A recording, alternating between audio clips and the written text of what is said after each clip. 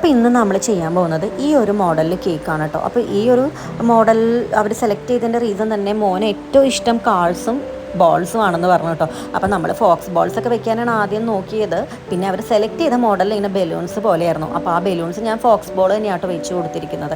അപ്പോൾ ഞാൻ അതിനുള്ള ഫോണ്ടൻ്റ് ആക്സൻസ് ഒക്കെ കട്ട് ചെയ്തെടുക്കുകയാണ്. അപ്പോൾ ഞാൻ ആ 2 ചെയ്തത് ഫോണ്ടൻ്റെ മുകളിൽ ജസ്റ്റ് ഇംപ്രഷൻ 2 കട്ടർ കൊണ്ട് കൊടുത്തിട്ട് ആ കേവ് ഒക്കെ ഞാൻ മോഡലിംഗ് ടൂൾ കൊണ്ട് ഇങ്ങനെ വരച്ച് കൊടുത്തിട്ട് നമ്മുടെ ഫോണ്ടൻ നൈഫ് കൊണ്ട് കട്ട് ചെയ്തെടുത്താണ് കേട്ടോ.